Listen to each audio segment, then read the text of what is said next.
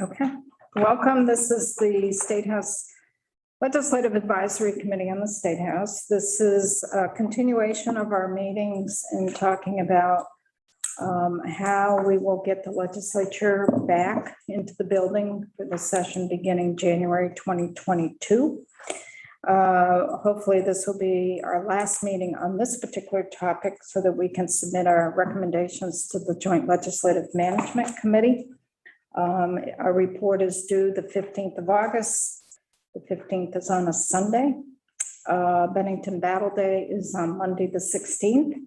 And I know that the Management Committee is trying to set up a meeting for either the 18th or the 19th to hear our recommendations.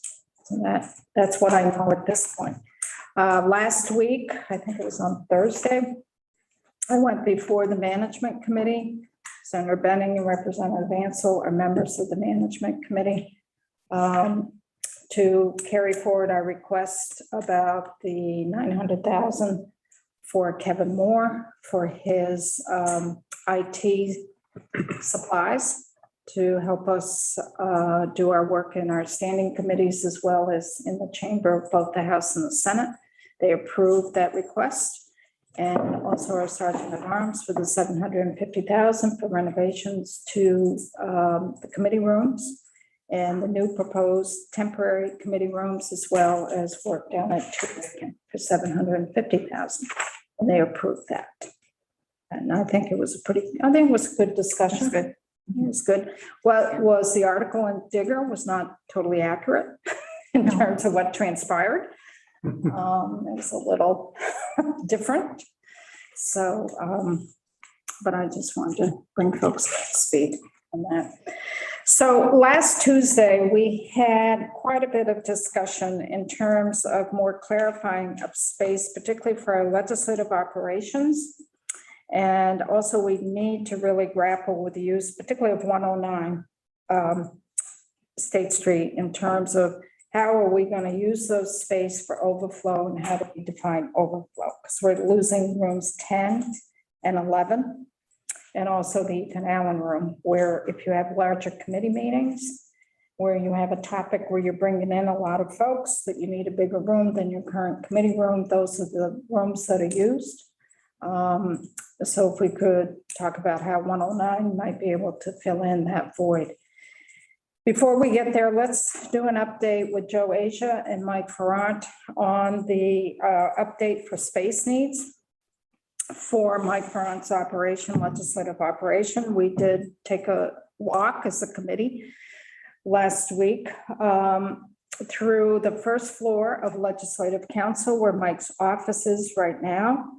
The thinking is that would be converted over to a coat room as well as a single-use bathroom was the thinking. The question then is for Mike's operation with his staff, where could they go where they would still be accessible to legislators? We are, I believe, recommending that 2 members of his staff would operate out of 2 Aiken because they don't have as much contact with legislators.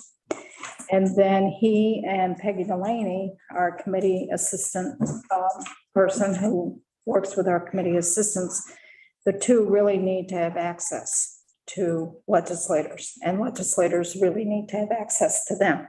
So we looked at the spot up in the mezzanine as we walked up there, and then Butch and Joe Asia took a walk around, and Butch proposed the space that's off by the cafeteria there, where the couch is and where Friends of the State House have their little cupboard. And if that could be cordoned off or put up some temporary walls for possibly Mike and Janet. So we asked those 2, we asked Joe Asia from BTS to kind of work up plans for that, what it would entail and the cost. And then we'll weigh that and see where we end up between the mezzanine and that space. Allison? Janet Miller, I realize, isn't with us because I thought she had some responses to that about flow of traffic and stuff and congestion. Janet is down in Pennsylvania. Ah, She had lost her mother a few months ago, so the service is there. So, and I do not have my iPad today. It is being worked on right now. So if Janet did respond to, and I don't have my cell phone either because how Friday is working on correcting some issues that I've got. how liberating. I mean, like free of devices. I know. Great. Nothing. So he's working on that right now. And maybe Matt, She sent me, she did. she sacrificed me at the altar of the committee. Have her correspondence on this at all, Matt? I have the Flow of traffic. The flow of traffic, I know there was some concern about this proposal. she, talking about the flow of traffic. Up by the cafeteria. Yeah, by putting the offices there. I wouldn't. Carolyn Wesley, I know, had mentioned that She and I talked last week. I can't imagine losing that note right there to be positive in the net result. Okay, let's just Janet. put that in the back of our minds. So Joe, why don't you come on That was up? our conversation Yeah. last week. That's what I thought. Didn't get the handout here till late, so.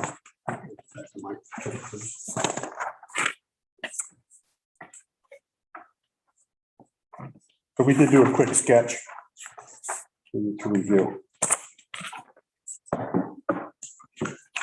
And can you also make sure David Sheets has a copy of this? If Sure. there's enough to go around. Yeah, oh, I've been at it way too many times. Thank you. Yeah, I know that. I'll bring that.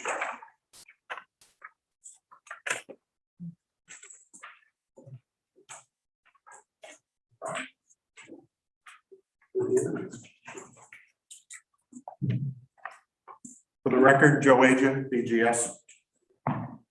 So after looking at the room last week, Steve Fry and I took a look at this and did a layout to see whether or not we could get two desks into that area that we evaluated, and it can be done. When you look at the bottom of the page, where you're coming in from the bridge, the double doors, and to the left, we moved the wall more towards the west, which is towards the men's room, because of the existing fire alarm pull station and the panic button that is there. So we're trying to miss that. And then also on the ceiling, there is a supply air diffuser. And so we were trying to not have to move that. So we did go west of that wall a little bit more. It does provide for a little added flow for the people walking by there to abreast. So when you look at the room itself, Steve has drawn in two, 30 by 30 inch by 60 inch desk. So 2.5 feet by 5 feet. With additional furniture shown. So it depends on what the layout really is for who wants to be in there. It clearly shows that you can get two offices in there. And the door to enter would be on the same side where the door to the men's room That is. is correct. And there's two reasons for that. That is the best location for it because the amount of room coming in for ADA, and it's not on the ramp.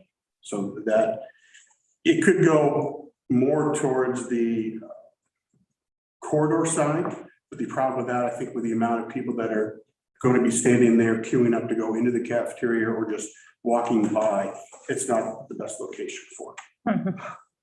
So then what we looked at, once we had confirmed this, looked at cost. We looked at whether we go with movable partitions, which are really a 6 to 8 week item.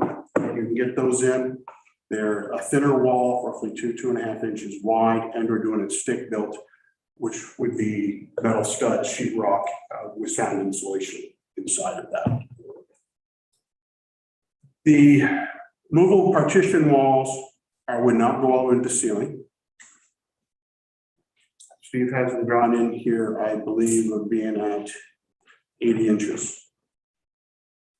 And so there, with that, it's not that they can't go to the ceiling, but that this was the thought of allowing still some of the natural light that is available that comes in where it says the tables area to somewhat come into that space. And then we looked at going floor to ceiling with stick built.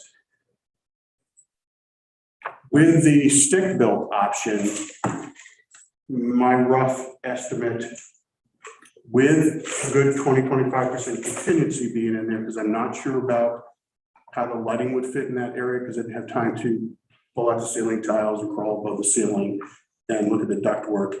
I'm in the $5,000 to $8,000 range. And then if we went modular, taking the high-end cost of that and then getting power to the modular wall, it would be as high as $9,000. But again, that all depends on, you know, what you're looking for in a wall type, whether we want glass on the top or not. With the stick-built construction, I assumed 2 high glass transom lights that would let some of the natural light in. Nice. So, Yeah, it'd be nice.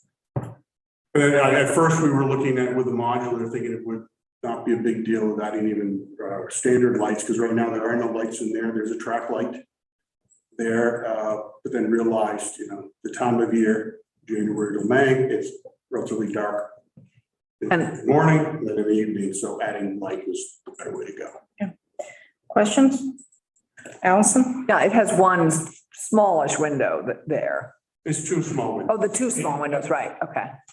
But they're in the sort of alleyway, so they don't. They are, It's when I light. was up there the other day, there was actually some sunlight late in the afternoon coming in.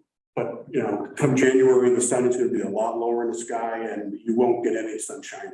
You'll have some natural light, but it will not be as bright as it is today. Yeah, and so natural light coming over the wall would be nicer for Mike and Peggy. Be great, yeah. Anna? So I'm curious about the space that's left, which is the passage space to the cafeteria. Yes. How wide is that? And has there been some analysis of how many people are there at a peak time? It's wider than the bridge, so it's shown on here as very specific, 5 foot, 10 inches and 9/16. So basically. I should have It's read 5'10", 5'10" 5'10" here. So it, for the access going into the cafeteria there, it is wide enough, because there, you know, presently there are people that even queue up on the bridge going in with the Friends of the State House that are typically sitting there, or the chairs that are sitting there now. It's roughly defined as that. It's just not a hard wall that we would have in this case, but it would still comply with code. comply with code for how many people? For the people going in there, it's just like an extension of the bridge. So if the bridge meets code, so are the extensions of this court. I'm sorry, I'm probably asking a question that you Airflow? don't have an answer to. No, it's not airflow, it's the number of people. If you've got 50 people queued up to go in there, how far back on the bridge do they have to go? That I to have don't know. Space to not be like right next to each other. That I don't know, but I think based on visits in the past, when the Friends of the State House sitting there, it's roughly the same. You don't get to go too far because of the table that they have set up. So, you know, you probably squeeze 20 in there, but then that, you know, the cross flow traffic going to the restrooms, we provide a gap. So roughly the same as what you have now. I think they're hard corners, if you went with this, as opposed to where the Friends are sitting there, so you can, you know, spread out a little bit more in between the table, the wall, or the table in the corner. So Well, and someone remind me, the Friends are there for how 2 long? days, They're 2 only days. there 2 days, and generally there is no table. okay. Right. Occasionally there are tables for special things, but they Valentine's. are back in the corner pretty much So the whole time. it's notable enough that I remember those 2 days. Because it does get congested. Talking Oh, there's about, no question. I think that the flow, I share the concerns that Janet was Yeah, that's what, expressing, which is that this really is going to constrict approaching and, you know, the cafeteria. There will be little room for people to stand around. If standing around is something you want, I don't know. I mean, that's part of the dilemma, I recognize, trying to figure this out. Matt and then Allison. It was just crunching numbers, and 78 square feet left in that little pathway. When we start, if you're talking about how many people you pile in the 78 square feet. So that's I don't have about any. half of a That is. 10 by 7. 10 feet by 7. Allison? Yeah, and just to build on both the two Janets and David's concern and Matt's, it's two-way traffic a lot of the time. I mean, it's people who are still in meetings, people lined up for lunch or whatever. And it's two-way traffic to both the elevator and the bathroom. So it's, yeah, and for only those 2 days a year, do we really have stuff that's hard in the way of cutting that corner and making more space for people to go two-way? So I think it is a little constricting, is just my gut feeling, and not an ideal solution. The folks, John? My recollection is this is always a very congested area. And I'm remembering coming down the bridge and realizing I just can't move. People are moving so slowly. When you finally hit that door, you can break free and go. You just double the length where you're constricted. We haven't talked about media, but there are often media events, people, often the governor's sitting there being interviewed on that couch. We lose that. I don't know if that's important, but it is used very often for that purpose. Every Friday morning. It's not like this is just wasted space. It's always full of people, whether their friends are there or not. Butch? So I think all the arguments are valid about a little bit of flow going through there. However, most days that I remember, when there's a pile of people in there, there's people leaning on the wall against the painting on the cafeteria side talking. I've been guilty of that. Hanging out in the area that we're talking about is with their feet up on the furniture and those type of operations going on. I think just a personal thought that the organizational aspect of a longer hallway could be beneficial to the flow within that space. People will not be piling up. People will be moving in and out of there, purposely moving in and out of there. We will lose the space of the convenience for the press, where we will lose office space for the lobbyists that set up office in there, and for the press that sets up office in there. But I don't think it's in these times, it's our responsibility to create office space for the press and lobbyists. I think we're dealing with making space for us, space that works better for us and the public to use the building. So I have, the hallway is only, the extension of the hallway is, and I don't see the dimension here. How long was that, Joe? 13 and a half feet long. 13 and a half feet. It's the distance between where Joe's sitting in the door.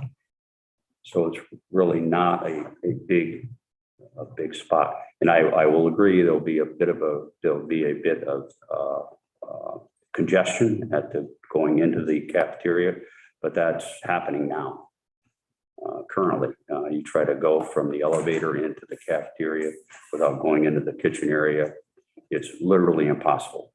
So this could help in keeping people in single file going into the serving area, because now you've constricted the space, so you don't have 3 or 4 people wide standing there, basically having conversations like we have on the bridge. Feels kind of like high school, when you're standing up against the wall when we were in high school, but some days. But I think this would could help. It actually could help in people flowing through that area. Joe, and then Allison? So part of this conversation is taking into account the normal number of people that we have in the building. And if we are taking advantage of all these other steps, hopefully that normal number of people is going to be a lot less. don't have the normal number of school groups on top of each other. You don't have witnesses who are coming from around the state who would now be coming in via Zoom. So hopefully the numbers, foot traffic will be a lot less. Having said that, I was up there this morning looking around and I thought to myself, why aren't we taking advantage of the card room instead? The card room, we've already decided we're not going to have people making presentations there. The ramp already restricts traffic flow. So no traffic flow would be further restricted if we had this entity, Mike Ferrant and Peggy Delaney, that room in that location with a temporary wall. And I don't know whether or not that's feasible or not, but it was just a thought that occurred to me. Whatever foot traffic we have is already channeled through that area. And I agree with some folks here that we are restricting foot traffic with this proposal. And if it's the last resort, I'd still vote in favor of it. But I do want to at least contemplate, could we put it in the card room? Since we've already taken the step of saying we're not going to have the normal presentations there, why not utilize that space on a temporary basis to fill this need? Just a thought. So we got more questions, but I'm going to intervene. Is this down here on the bottom part for the card room? It is correct. Okay, so we'll get there. We'll get there. So Allison and then Janet. Yeah, I think that's an interesting idea to explore, Joe. I think that's terrific. I just was going to ask, we have the distance on between the temporary wall and the cafeteria table area of 5 foot 10 inches, 5 feet 10 inches. What is it, but the space between the cafeteria wall and the proposed wall on the south side? There isn't a space there. How many feet is that? It's, just a guessing right here, it's over 6 feet. Is it? Really? If you're talking between the elevator. North side, the cafeteria side and the temporary wall where you're putting the, It's over 7 feet. Your doors are 3 feet wide, so if you're looking at swinging those. No, I think she's talking about the wall to the cafeteria yeah, and the new wall right. to the new room where the door is. What's It looks- the width? Yeah, it looks a little narrower. Yeah, yeah. No, I'm, Do you think that's 7 feet? yes. So, Really? yeah, if you're looking at your bridge width between your wall and the new wall, that'd be an inch. Yeah, and that's 5 feet. Just as it's drawn, it doesn't look as wide. That's all I guess I was concerned with. So you're saying that that would be 7 feet? So rough guess, Okay. actually Haven't seen that one. calling out that number. Only if it Janet? isn't done. You done? Yeah, no, I think that's a good idea, Joe. You're absolutely right. We've made that decision. It wouldn't be used and it might well be used for this purpose. It's sort of a similar amount of space, maybe even a little more and a nice window. So just to let folks know where we are, we've got the space on the mezzanine we looked at last week. We have this space where the couch is for the cafeteria. And then the next thing we're going to transition to is the bottom right of our page, which is a temporary fit up where the card room displays usually go. Okay, 3 moving pieces. So Janet? I wanted to ask, and I guess underscore, that we still have the mezzanine as a possibility, which so far makes the most sense to me, but I'm open to listening. But one of the people I want us to listen to is our State House Curator. The 2 changes, both in the cafeteria area and the card room, are making visible changes in public space in this building. And the mezzanine changes don't do that. And although I realize that we're in extraordinary times, I do think if we can, we should minimize the changes in the public spaces of the building. That's just where I start from. Our curator might disagree with me, but would like at some point to ask that question. So why don't you think about that one, David? We don't want to put you on the spot right this I minute. just did. Unless you want him to answer right now. Whenever he's Give him a ready. chance to think here. John? I'm also curious about noise, particularly this area, the entire cafeteria, all the way back into the card room can be extraordinarily noisy. So I'm wondering how anyone could get any work done, particularly if the partition doesn't go to the ceiling. It seems like it would require significant soundproofing to make it so you could not just go absolutely crazy in there trying to get anything done. It's a very noisy area. During lunch. Well, most of the day, but particularly during lunch.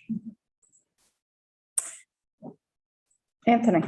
It just seems like, I like Joe's idea at least to explore further. It seems like if we build this new room outside the cafeteria where like the media's been sitting and whatnot, and where people sort of put their feet up, but we leave the card room as an empty space, that empty space is going to be filled by those same people, the people doing the radio show or doing, they're hanging out, and putting their feet up, wanting to sit on the couch. They're going to end up in the card room space, or there's going to be some pressure to like let people congregate in the card room space. So it makes more sense to me on the face of it to use the card room as the tentative office space instead of building a new space and then having this pressure put on the card room to be the place where people hang out. So, I mean, it seems like it would cost less too, but I have no idea. That's a good transition to Joe. Have you done much work in terms of that little temporary room fit up down in the card room? Have not. I have not. I can do it before you go home today. Can you, are people, Investigate it. As soon as I'm done here. okay, as soon as we release you, right?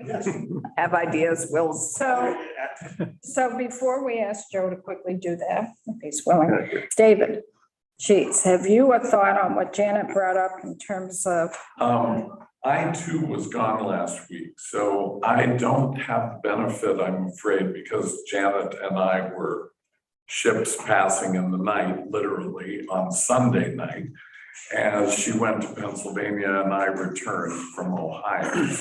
So I am not clear on all of the spaces that you were investigating. I'm now hearing the mezzanine, which I didn't realize. You took a tour and found these spaces. I am more concerned, I think, about the cafeteria for the very reasons that several of you have brought up.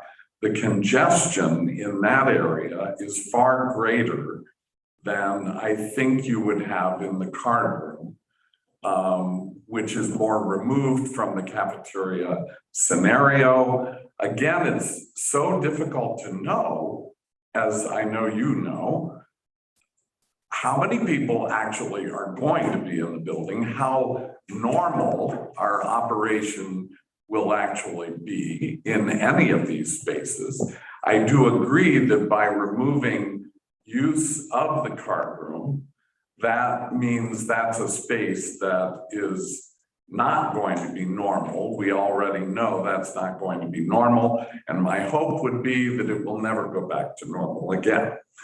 It is also a space that we have identified in our interpretive plan for the State House as exhibit space, the card room.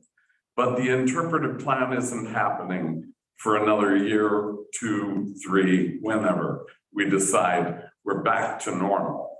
So I would say, given those two choices and not understanding what the mezzanine means, let me explain. that it would be a better space for Mike, because I agree that soundproofing a space up in, literally in the cafeteria is challenging. I don't see how that's going to be as good as down in the cart. So for the mezzanine, what we're thinking of, David, Yeah. is when you go up the back stairway Yep. towards Ledge Council, Right. you go up Mhm. into the mezzanine and to the left there, where there's already a wooden Gotcha. desk. Yep. And then in front, the copying machines. Right in that spot there for both Mike and Peggy. That's the spot that we were looking at. And there were, when I left, Sade. we were thinking of the two committee rooms, but and Shadi and somebody would be in one and Mike So- and the other. So where we are now with those Down just- committee, Where are we with those? where we are now with those two committee rooms from last meeting last week.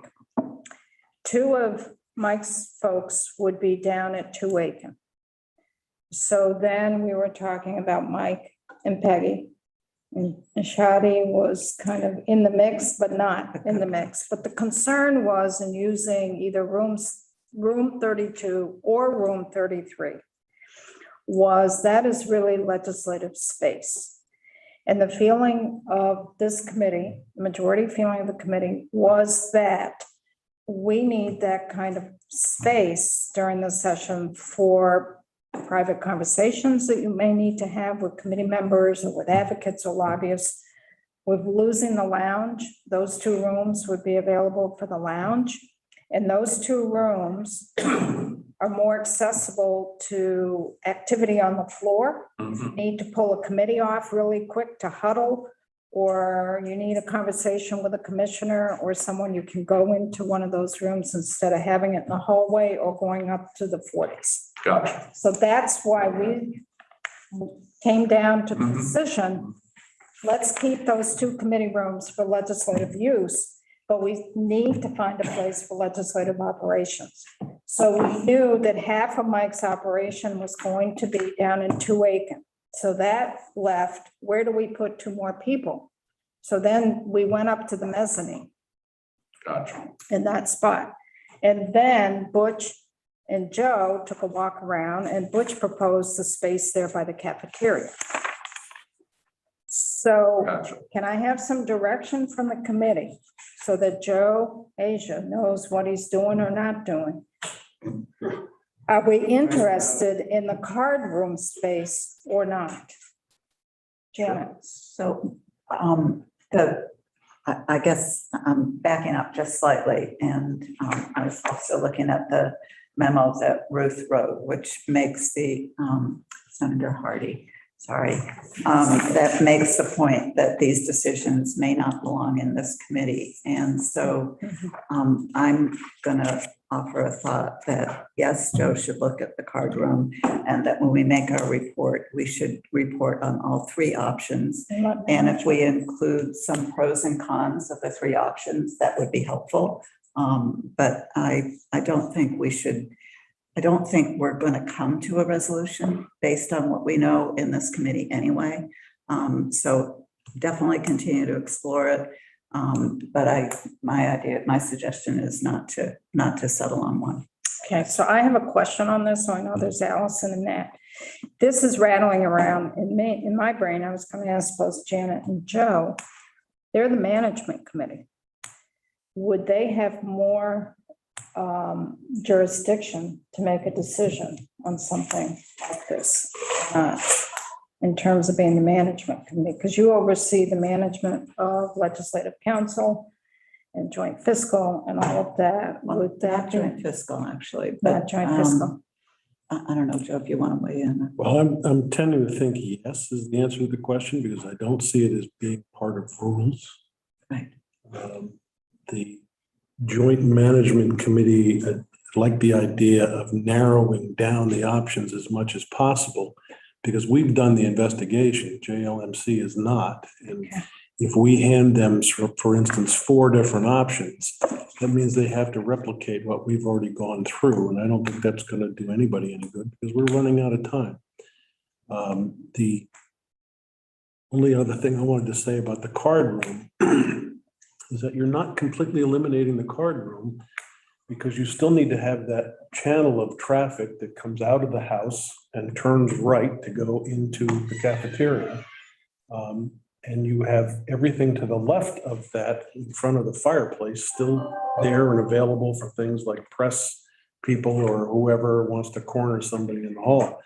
But I see that as the most ideal from a management perspective, because you're not impeding traffic flow any more than it already is impeded by that wall that runs up the ramp. And whether we choose between that location or the mezzanine, I think I'd like to hear back from Mike because he wasn't here last week. But I'm just running the numbers through my head. I think that space is a little bit bigger than this original proposal. And I'm not an engineer. I didn't take measurements, but it just occurred to me that it seems to be bigger space that we're talking about. Wait, Joe, which do you think is bigger? The card room. The card room, maybe. Bigger than where Dave Graham usually sits on. Right, okay. I'll let it go from there. So Joe, you were reading my mind. So there's Allison and Matt. After Matt, I'd like to turn it over to Mike because we are talking about Mike's operation and I came to weigh in a little bit. So Allison and then Matt, Well, go to Mike. that was my suggestion, is that we hear from Mike. And I actually feel comfortable once we create some options to give it actually to the staff to make the decision. I'm not sure. I mean, I think they're capable of making this decision with, maybe it's JLMC, but I'm happy with the staff making this decision. And then weighing in, but I don't want to micromanage them. The other thing is, I just want us to remember that the mezzanine is also where we put our interns and our clerks and I know our paralegal is unclear yet whether it will be over in the Pink Lady or where the paralegal will be. But that is also our space for lunch council clerks and interns. So, Matt? and shoddy potentially, where Sean had been in the most eastern side of the mezzanine, right across from Michael and whoever's in that office now. But that last spot had been IT before. Matt? Madam Chair, subject to revision based on what Mike has to say in a few moments. I prefer permanent walls over partitions, particularly for their mission set within the legislature. I would ask the question of how permanent is this relocation? Because I just said I prefer permanent walls, so where's the balance there? If the permanent walls go in, then I would prefer to put badging on that door, which adds about $3,000 to the price tag. Not large in the grand scheme of things, but much easier to deal with from our perspective. And if I had to, I guess, rank order them, I would prefer anything over the top of the ramp. I think that probably is last in my mind, just from a operational standpoint. But I think the other big question that still resides in my mind is how permanent is this move? Because if we're moving them to create a coat room, is that going to be permanent walls? It's this whole butterfly effect again. But how permanent is the shift? We're looking at January. All of these proposals we've put out, using room 9, 10, 11, the lounges committee, those are temporary. That's all temporary. And that said, I would in general think that we would be better off building the fewest things. And that would lead me to recommend a mezzanine placement. Again, based on what I would 100% defer to what Mike prefers, but if I had to make a call, it would be to put them in the mezzanine because it's semi-built for it. And the mezzanine, you need to get in there by a card access already. Okay, so Mike, we've spoken about you long enough. You want to talk? Joe's off the hot seat. We still don't have a direction, Joe, yet. Understand. Welcome, Mike. Thank you. Mike Perrott, Director of Legislative Operations. Sorry, I missed last week's meeting. I did watch it on YouTube. Love YouTube. Yesterday it was 3 parts, fascinating stuff. I do want to say a few things One, I really appreciate this committee making the decision to recommend Mariah and Charlene down to Aiken along with the HR director and her staff. I think that's going to make a really nice administrative central office for the future and also meet the intent of Act 144, which separated ledge operations from ledge council for the administrative reasons. So I think that's a good move. It also frees up the need for locking file cabinets. It frees up the need for 2 extra workstations. And so I think that was very good and I appreciate that. After watching last week's meeting, I feel like, and this discussion has happened here, I want to clear the air a little bit. I made my recommendations based on what I perceive as the most efficient and effective operation for the legislature. It doesn't matter where I work.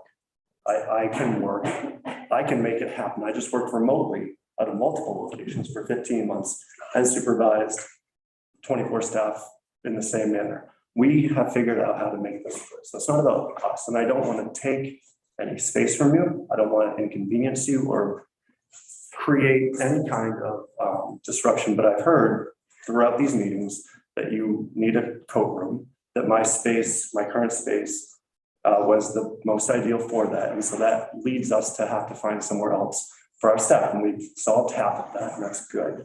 I think that of the 3 options I've heard, the mezzanine, the card room, and the cafeteria option, call them that. I think the card room makes the most sense for me. The mezzanine will work. We'll make that work. It is badge access. Ledge Council has attorneys working up there very hard and on very important, very sensitive issues for you. My office, my desk tends to get noisy. Peggy's desk can produce some noise, not all the time, and we can mitigate that up there if we need to, but it does. It's not as important, but I think it's worth saying out loud that last July, the Joint Ledge Management Committee wrote a bill that separates ledge operations from Ledge Council. So to physically co-locate us again adds to that confusion. All year I've been trying to promote that messaging remotely that we are separate from Ledge Council. And so I think it creates a little bit more confusion for us to go back onto their space. But Michael Grady and I work well together. We will work together, and Jen Carvey, we will make it work if that's what this committee decides. But I didn't want it to be about me and what makes me most comfortable. I'll be comfortable, I'll be efficient, I'll serve you wherever you feel is best. That card room option, I think, with walls would be very effective. I think that could be probably the top choice of those 3 for me, with the mezzanine being a close second. I don't know, that cafeteria, if there's walls up there, it'll increase the congestion, but I can see that the central location of Peggy and I, with her supervising 20 committee assistants spread throughout the building. She is a committee assistant in the morning, so she's only going to be there in the afternoons. But that central location, I think, is more ideal than the mezzanine. But we'll make whatever you'd like for it. I do want to point out, I know you're short on time. I've heard Shadi mentioned a few times. He has a big workspace and a lot of equipment down there, and he is also very much in high demand. So I think you want to consider where he can. Delia shares a desk with him now, but I also think they have separate workspace at Kevin's area down on Baldwin Street. And then Matt Sisto is the temporary session-only staff who usually is in the lounge for IT support. So those are 3 IT staff that Kevin should definitely be a part of that discussion. And I've stayed awake because they're not in my department. But it's nowhere in the report. I don't want them to end up being an afterthought because they serve me very well. Mike, thank you so much for your flexibility. I really appreciate that. And we're trying to make the best decision out of a circumstance that we don't have control of. And it is temporary. I just want to keep emphasizing that. It is temporary. I don't see this as a long-term solution. This is just to get us through January to middle of May, next session. Joe? So Mike, I want to echo the thanks, but I also want to go back in time. My committee was last meeting and we had all these conversations.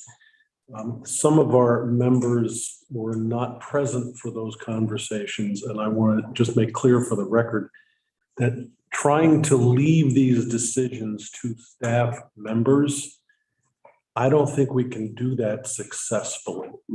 And I'll give the classic example of the mezzanine conversation we've been having. Is there space up there? Yes. Could you use it? Yes. I am confident in you being able to be flexible enough to learn how to use it. But you are 100% correct. It's already occupied by ledge council. And we were pretty clear in our meetings in committee that we were trying to understand the dynamics of working relationships. And when you leave the question to the staff, in this case, on the question of use of the mezzanine, we would have automatic potential controversy between you're trying to use that space and ledge council's trying to use that space. It's not for the two of you to end up trying to resolve that controversy. In my humble opinion, it's up to this committee to make recommendations to JLMC about where each of you should be. I do appreciate the fact that you and Michael O'Grady have come and made it pretty consistent about what impact on your work product as a result of the moves that we make. But I think we bent over backwards trying to make sure we accommodate everybody as best we can. And I think at the end, we're going to end up being successful. But to close and reiterate Alice's comment, these are temporary moves. I don't want to see the card room become a permanent room of office spaces. I think that's an important historical, integral part of this building. So keeping in mind that these are all temporary moves, and yes, they may be longer than any one of us wants due to the construction needs and how long it takes. But the bottom line is if we stay focused on that, I think everybody's going to get along much better. Butch. So, thank you, Joe, for that. I agree with much of what you said. And Mike, yes, thank you for your willingness to be a vagabond in the State House as we move forward on a temporary basis. And I'd like to talk about should the card room space come to fruition. There's been talk about noise, and I clearly see why the mezzanine now is not a good space for you, because that area is usually fairly quiet because there's usually confidential conversations going on between legislators and attorneys and attorneys and attorneys, et cetera, et cetera, et cetera. So I think it's a different atmosphere maybe than your operation, with legislators popping in and out all day long. To that point, it was mentioned earlier that the space outside of the cafeteria would be noisy, and I agree, it would be. So I want the space in the card room be noisy. Thinking about that and thinking about the non-permanent type of moving that we're trying to do, proposal that brought forth from UPS was possibly use pre-engineered walls that probably aren't all that soundproof. However, they're probably easier to assemble and disassemble than steel stud walls. How much of an issue is that with you? Have you thought about that, or is this all brand new? Or I think that it would be easier for us to do our jobs, Peggy and I, if there was noise around us that we had to mitigate versus mitigating our own noise doing our jobs. Does that make sense? So I think, I think if, that card room area, the noisiest it is when people are going to the cafeteria and back. So breakfast and lunch times and the house floor and going on the house floor, coming off the house floor. After that, aside from those times, it's relatively calm from what I remember. It's been a while, but it's relatively calm. I think it would be easier for us to work in that area and deal with the times that it is noisy than it would be for us to constantly have to manage our noise levels throughout the day in the mezzanine. so if the decision was made, or if the space was suitable with airflow and all the other things that was one of the reasons we suggested that place up at the cafeteria, because it has great airflow. So if BGS came up with the proposal to use pre-engineered walls, you'd be okay with that. I think so, yeah. Thanks.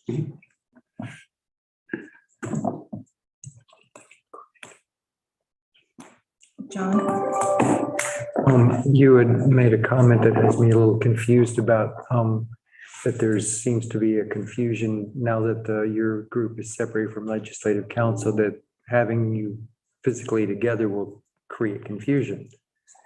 I mean, I find that a little bit baffling, because if I wanted to ask a question about payroll or expenses, I wouldn't go to an attorney, and people wouldn't come to you for bills. So who was confused by that?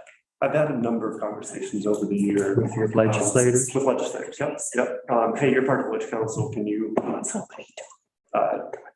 I can't think of a specific example off the top of my head. I could go back through email. There's many times when people say, you're Ledge Council, right? And I say, well, no, we're Ledge Operations. You're right, people don't go to attorneys about payroll, but people come to me for Ledge Council direction and guidance, not the legal aspect of it, an operational piece. And like I said at the start of this statement, it's not the biggest deal in the world. It was just something I felt like there's been confusion that we've been working on, and then would it reintroduce that confusion to have us physically located on the Ledge Council as a main area. It was more of a wondering out loud than real problem. I don't think it'll be no one's going to come to me for legal advice, I hope. No one's going to go to Michael Grady for payroll advice. It's not that kind of confusion. It's more about where we fit into the legislative staff organization. I was also going to comment about the noise in the card room, and I think that it is noisier more often than you might be remembering. I often am thinking about when witnesses leave a committee room and they need a place to go and reconsider what's happened or what the next step is. They go out there and they huddle, and it's often a surprising number of people. When you leave the committee room, the hallway's pretty empty, you get to the card room and there are all these people standing around in huddles talking. It can be a pretty noisy place and pretty crowded a good bit of the day. So we've been at this for an hour, and this is our first item on the agenda. We got a lot of work today. I know we started at 10 instead of 1, but I still don't want to be here at 6 o'clock tonight. So Anthony, and then are we at the point of asking Joe to work up rough numbers for the card room? Okay, Anthony, and then Joe, you can go do your work real fast. Then we'll go to the next item on the agenda. So I was going to piggyback on what you just said. I think getting the numbers around the card room is important. But I also think that there's some part of the conversation where we talked about leaving it up to the other committee to make the final decision. And the final decision might be okay, but I think it's important that we don't just give them 4 options and they have to go through what we're going through. I think it'd be better if we lay out 2 or 3 options, but say, this is the one we recommend, so that they can read it. For consensus. I mean, the committee is a third year and a third year, and Right. I think it would be more valuable, make more sense in terms of the process if we at least said which one we recommended, even if they didn't take our recommendations.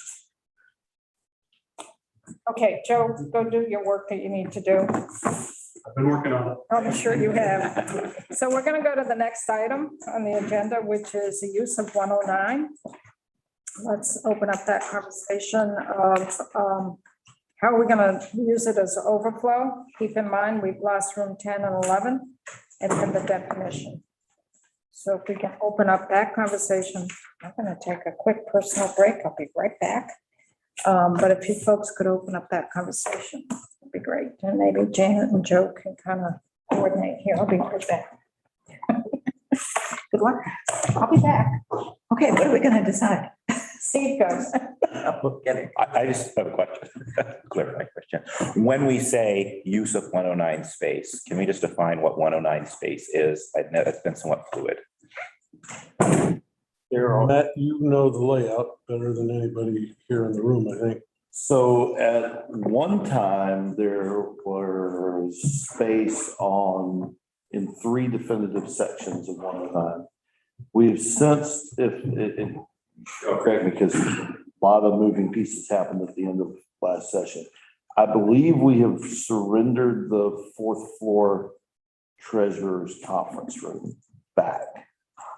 We used to have that as an option. So I think that is no longer on the table. The area on the, I could be wrong, Representative Ansel, I could be wrong, but I think we've given that back. The area in the stacks on the second floor of the Supreme Court, while still under legislative jurisdiction, is largely not usable from a standpoint of it has no accommodated access. The elevator in the Supreme Court building cannot hold a standard wheelchair. So there's no way to access that space to turn it into usable space. We currently have some stuff up there at the moment, but it's largely probably going to be moved before session. So we're left with 3 committee-sized rooms that hold in the 20-ish range of people per room, 20 to 30.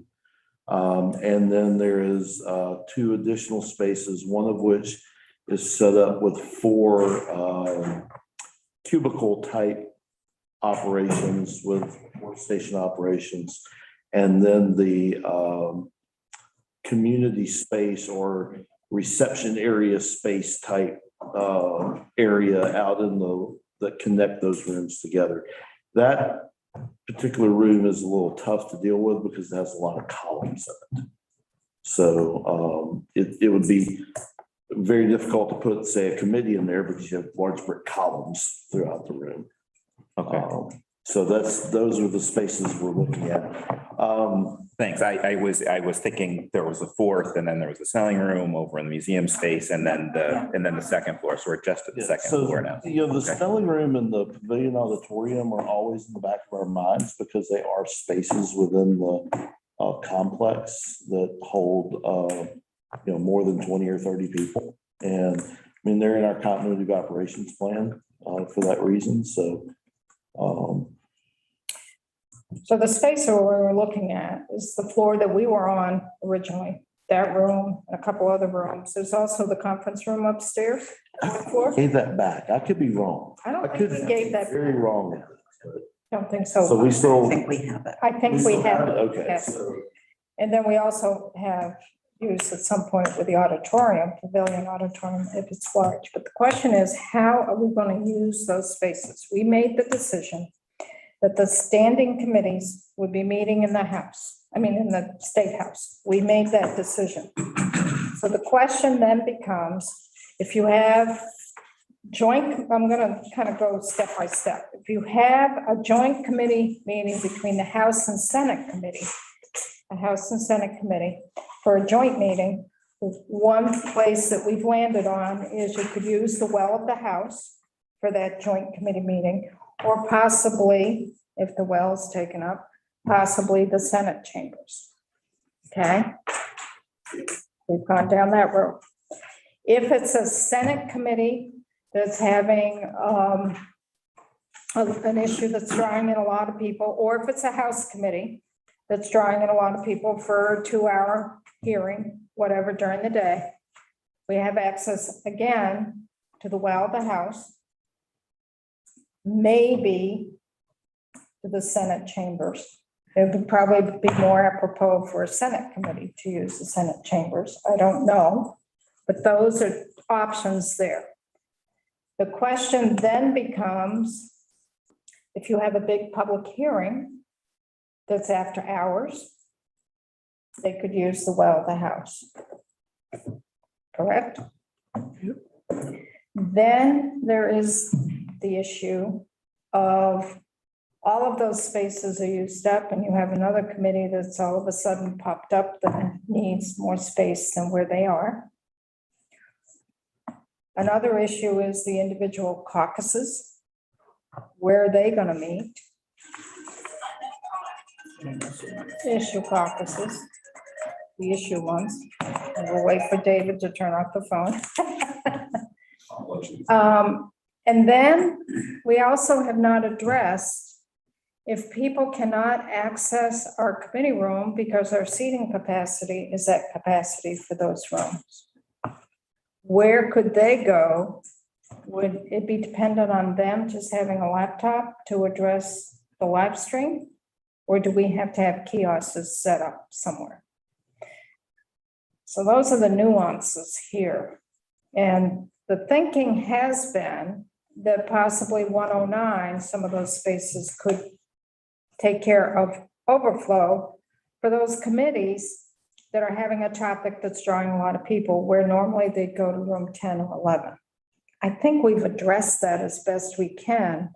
We're saying they could use the House chamber, possibly the Senate chamber. We have not addressed where the interest caucuses could go,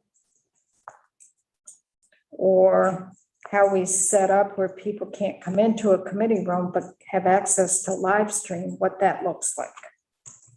So I think those are the two areas for 109, but I don't know. I'm just putting that out on the table for people to think. We have actually addressed the specialty issue caucuses. Public hearings or similar meetings, we said on page 9 that we should use the space at 109 State Street or elsewhere within the State House for meetings. I don't know how we can redefine that any better. I'm coming back to question the blanket statement that we are not recommending the use of 133 State Street at all. Certainly, I wouldn't use it for standing committees. But would I say no to a special issue caucus that may need space, and we have that space at 133? I appreciated John's comment that it's kind of beneath the dignity of the legislature, but keeping in mind we're in a temporary atmosphere, I don't know why we would automatically discard the use of that space for something like a specialty issue caucus. I think my point there, though, was that we would use 109 as rather than the other one. That would be our 109 is preference. first. 109 first. And if we need more, then we could think about the other, but Yeah, one or the other, pick 109. if I'm leading a specialty caucus and I find out that 109 is completely occupied, but there's space available at 133, I would want to be able to pick up the phone and say, Janet, can I use room whatever at 133? Can I jump in Janet, with a and then Matt. question? I assume the specialty caucuses are public, and if they are, then we've got fit up issues. If we can't just, but 133 would need to be prepared for some public use if we're going to use it. So I think it's a bigger decision than just. I think we need to look at mobility issues in terms of how folks can access each one of these buildings, be it members, because there are members with limitations, and the public, because it isn't open to the public.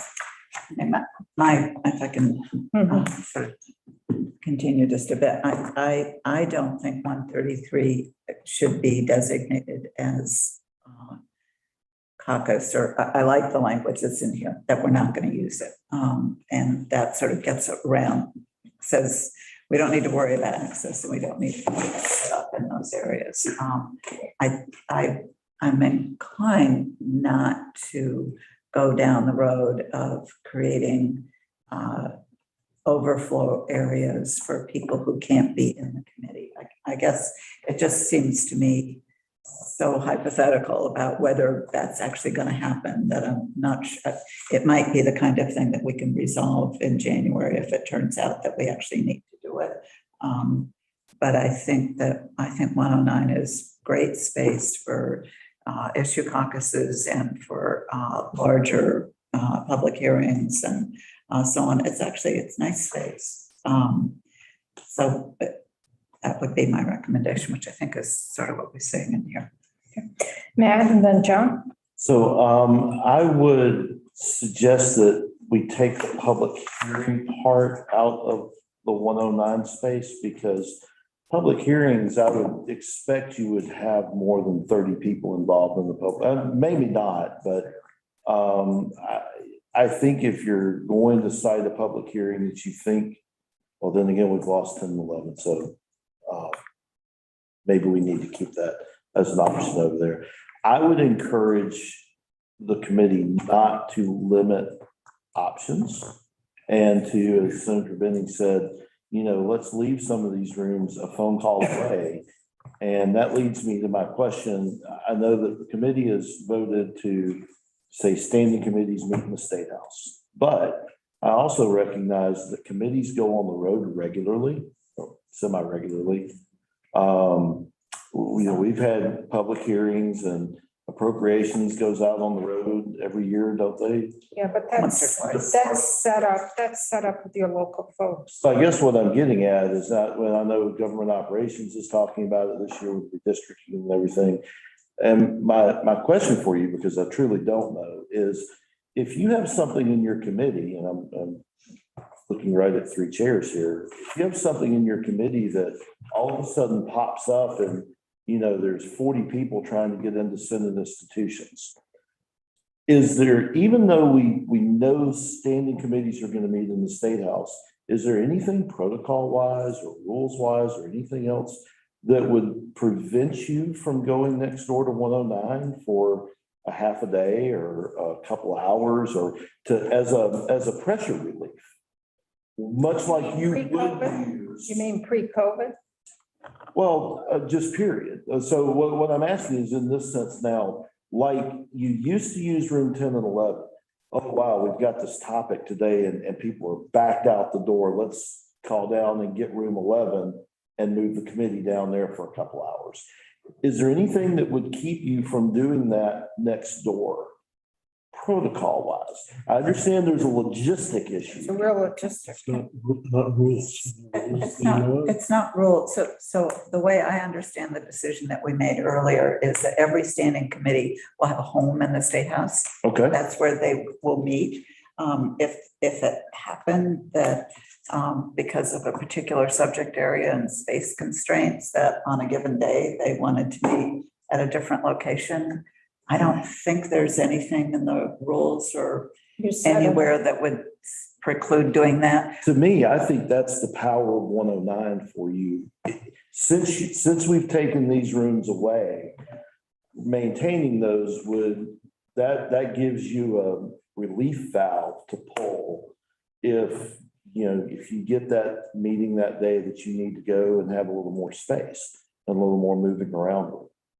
You're referring, if we know that we're taking a testimony on a pretty volatile issue, we know in advance that we're not going to fit in our committee room. This is pre-COVID. We reach out and see if we can schedule room 10 and 11. Yeah. That's what we do.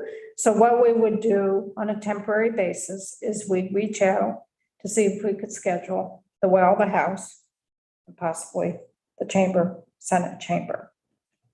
If those two places are full, then that's when 109 might be used. And I think you may also want to consider, I don't have enough knowledge right now with what IT is looking at with outfitting the chambers to understand how well that's going to function in a committee room type thing. So I would just suggest that you leave some flexibility. And, the word we used to use in the Army was Semper Gumby. Gumby's a little flexible guy, always flexible. I know the speaker has been very clear that the House chambers would be used, would be used. She's been very clear on that would be. For hearings, you mean, Pardon? for hearings? For hearings, for caucuses, for use of bigger groups. And I would just point out, this is an aside, but we have had joint committee meetings in the Senate at time. GovOps with Senate, GovOps House would meet in the Senate, and it works fine. Correct, but there needs to be some logistics Right. on the Senate side for that to occur. So, Butch? So I think 109 is a reasonable consideration for us as an extension of the State House. But when doing that, obviously, it's going to be a scheduling piece that the Sergeant at Arms office will have to take care of. And it gives us some growing space or some room to have specialty caucuses meet there. It does create a security problem if you expect security before you within the State House. However, the chief was able to, I believe, obtain funding for another position in this year's budget. So that could help. I wonder though, that in rules that we've always considered the 109 and 133 as offsite. Now, would we have to do anything to make 109 onsite? You have, I'm sorry. I'm not sure that it would be on site. I think it would be moving your standing committee off-site. Offsite. And then that is sort of within our practice of the way we've done things. Those spaces are I don't available, think it's part of the State House. right? Those spaces are available in the interim for legislative use. That's Well, I guess my question is, should those spaces be temporarily part of the State House for various reasons? You have extended the authority of the sergeant at arms, and I will punt this, but you did extend the authority of the sergeant at arms to legislatively occupied spaces. At least through the end of this biennium. I'm not so worried about that. When you need an offsite caucus, whether it be your an offsite caucus. offsite caucus, that's what I'm getting. Can you use 109? Can you now use 109 auditorium? Instead of going someplace else? Yes. Yeah, I was trying to understand what the distinction was for you. That's the distinction. Offsite could be a private caucus. I don't have an answer to that. Ellen?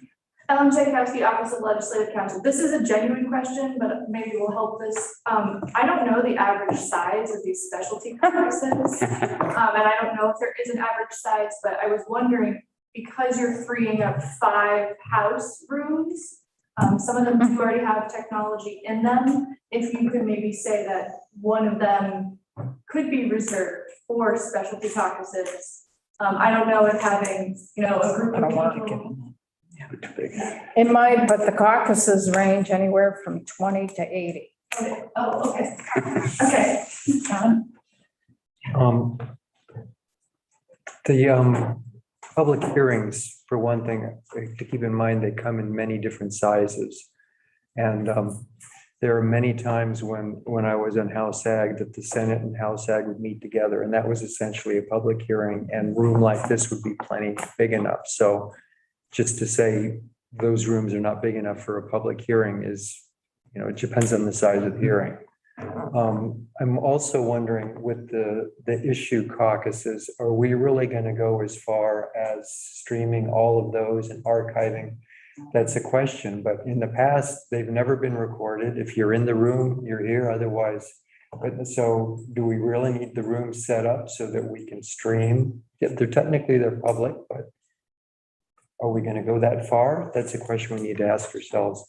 And my last thing is, have we really looked at those rooms to know the capacities? You said 20 to 30, but that room we met in at this committee initially seemed almost as, I'm not sure the square footage, but that was a pretty big room. Was it smaller than this? I guess maybe a little bit, but some of those rooms are pretty good size, so you could use them pretty effectively for a lot of different things.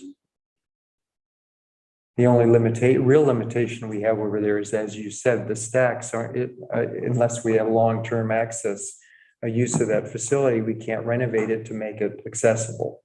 But the rest of it, those are pretty good sized rooms, I thought. 2 or 3 of them. Should we recommend that for the specialty caucuses? Because that seems to be the yank more so than public hearings or similar meetings. Public hearings, again, remember, you've got the well and you've got the chamber of the Senate. Or if you've got committees that are taking testimony that will have a lot of folks coming in, and you know that in advance, you schedule the well or possibly the Senate chamber. It's those pop-up ones that you don't expect. On the other hand, we don't know how many people will be accessing us through Zoom and electronically. That's the other piece we don't know. So for the specialty caucuses, should we say that if they're a small enough caucus, they could meet in those committee rooms that have been opened up? There's 5 of them. 1 is really, really small. And 4 are a little bit larger than the one that's really, really small. And you look at seat capacity where people can actually sit. Should they be used first? Or should we also say, instead of using those spaces, that they automatically should meet at 109 in those 2 or 3 rooms at 109? John? Had we decided about the legislative lounge spaces for a couple of them? Is that, So I think we've implied that legislative lounge could be in some of those vacated committee rooms. so I think 4 of the 5 rooms you mentioned may not be available. So if 2 of them become legislative lounge, one of them isn't being used now because, as a committee room, because of ventilation inadequacies, and one of them's too small. That really only leaves 1. Just putting out, No, I'm just looking, we can't keep bringing up the same rooms for multiple uses. right. Matt and then Butch? Why don't you set 1 room in the 30s and 1 room in the 40s aside for legislative lounge space? But the remaining rooms under the scheduling authority of the Sergeant at Arms, and let the Sergeant at Arms work them out based on the standard hierarchy of needs that they've always used for the rooms. Let the issue caucuses and let everything else that's not a standing committee go through that same scheduling process. Butch and then Janet, I think, and then Joe. I think we worked very, very hard to keep those 5 rooms open for legislators' use. And I would hate to give up 3 of the 5 rooms for small caucuses at any time. And so I would not agree with Matt on that one. I think the simplest thing to do is, if nothing has been simple, but maybe the easiest thing to do is just designate 109 for specialty caucuses when time permits. And if somebody has an 80-person caucus, I don't think they were meeting in room 10 or 11. I don't think any of those caucuses are huge, but very few people attend their meetings. And I think that's the reality of the situation. So if we just designate the rooms at 109 for caucuses, and you almost need to let the person that's in charge of the caucus consider capacity. I mean, if you were on, and the climate caucus is a huge caucus, it's 90 members. Social equity Social caucus equity has is the people same. from the public. Yeah, it's the same coming in. size. So if you can't get in, you can't get in. And I'm sorry to be like that, but we are talking a very temporary solution here, and that keeps the rooms that we need for us here in the building free.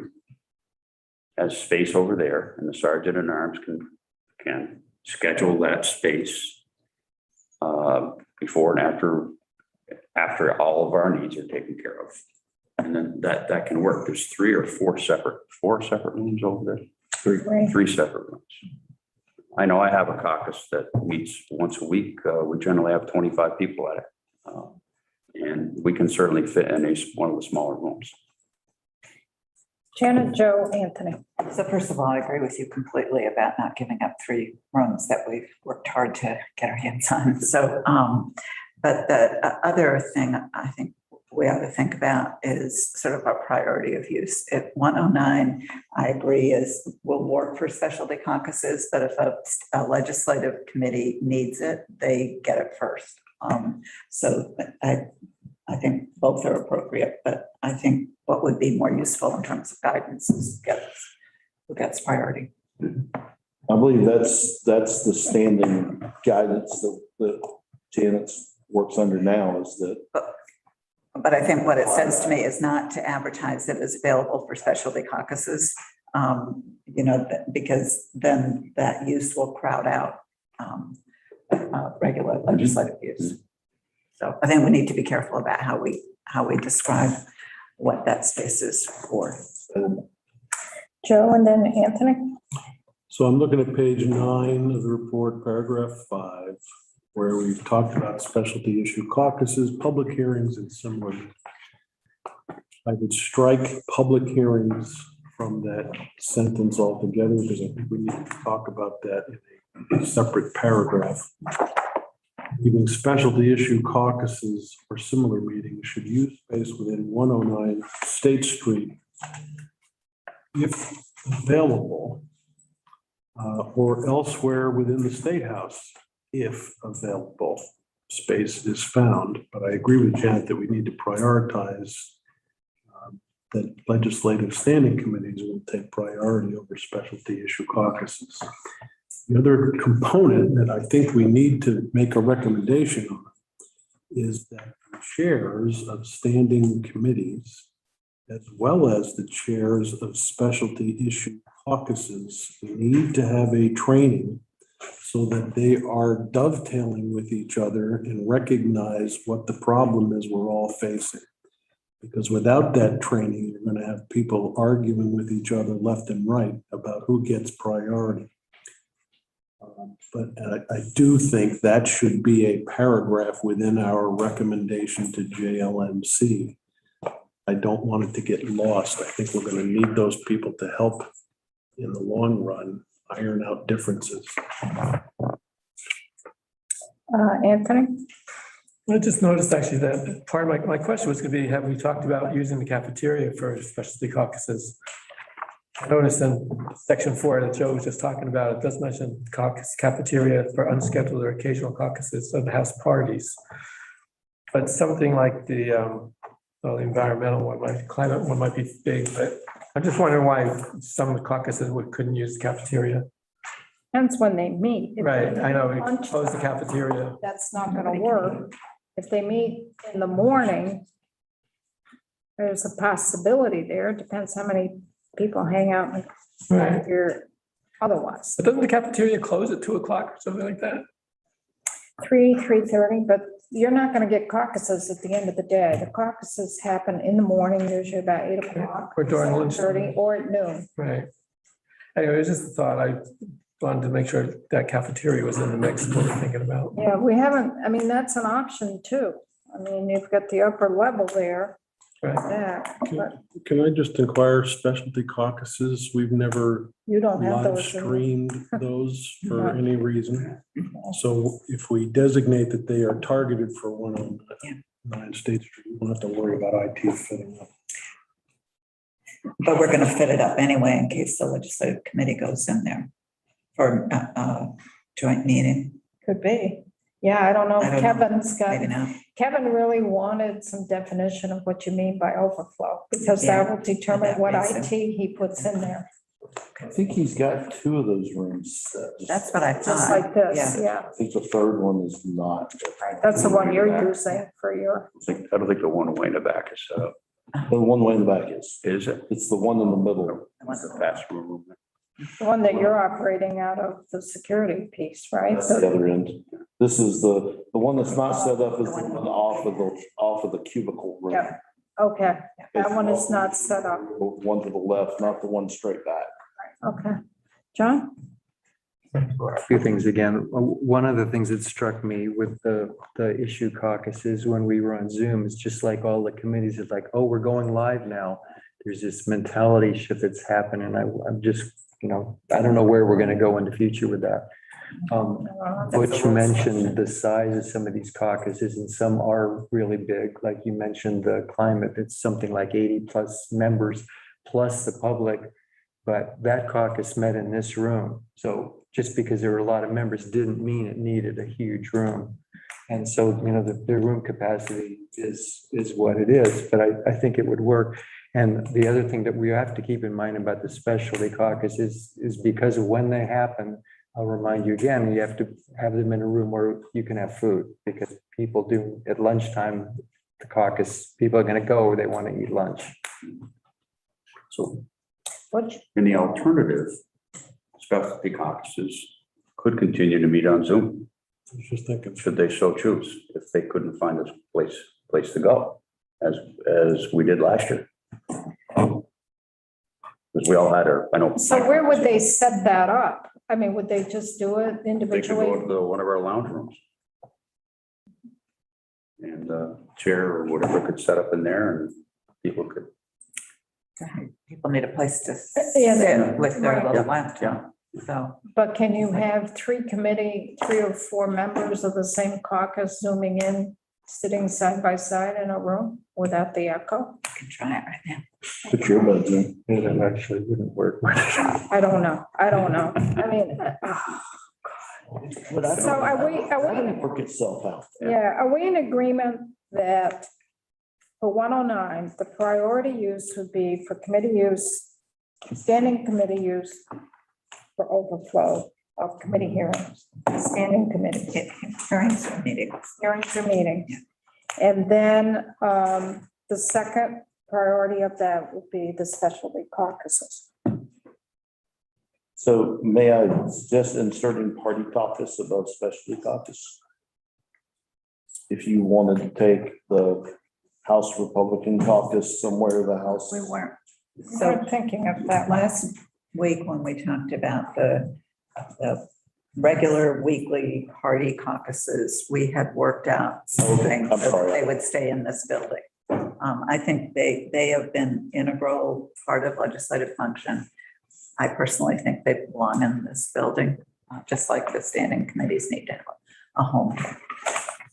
Scheduling of these is not usually a problem though, because committees don't usually meet at lunchtime and early in the morning when the issue caucuses meet. And if there's going to be a big caucus meeting, a specialty caucus is going to get canceled. So there isn't usually conflict in times. So our priority for 109 would be standing committee use for overflow, however we define overflow, and specialty caucuses. For similar meetings. I have a question, sort of a thought. What do we, it goes back to what we mean by overflow. Overflow sort of implies that my committee is in my committee room and there's people overflowing in a room down next door. But we're saying that the committee would actually be there. Just want to be clear on that. We're not, overflow implies, GovOps is in the GovOps committee room but there's 30 people that want to be there. So those 30 people are in 109 and they're going to somehow zoom into the meeting. We just have to be careful what we mean by overflow. Probably confusing word. Yeah, and also just not to forget the accessibility issues for 109, because people could get really angry about that for good reason. Well, that kind of leads, and I don't want to lose this, but it kind of leads into the next item on our agenda, which is clarifying the use of the cafeteria in Cedar Creek Room, but particularly the cafeteria. And I don't want to lose this 109 thing, but the thinking was in some of our discussions, you've got a seating capacity of your committee room, and then you've got 4 people or 5 people that want to come in, and there isn't the seating capacity in that committee room. And our thinking was they could go up to the cafeteria and laptop live stream that particular committee. Is that what we're still thinking? Or are we thinking that this happens on a regular basis, they should go over to 109 to access live stream that particular committee? Janet? Well, I think that, you lose time when you pack up your stuff and you move from one venue to another, and time is often at a premium. So I think that ought to be the odd event, but not a regular thing. As a chair, I guess what I've been envisioning, if there's a room capacity and there's a calling it a people counter, or something or other at the door that says capacity in this room is 18 and somebody wants to come in and they see that it's at 18. I think people are going to try to be accommodating. I really do. I think if we plan for every eventuality and we commit ourselves to making sure that that 19th person can come in, I think we'll make ourselves crazy. We're already crazy. We And don't have to make so- ourselves. So I feel okay as a chair managing that. And I think some of us are just going to have to use judgment and use some tools at our disposal to work it through.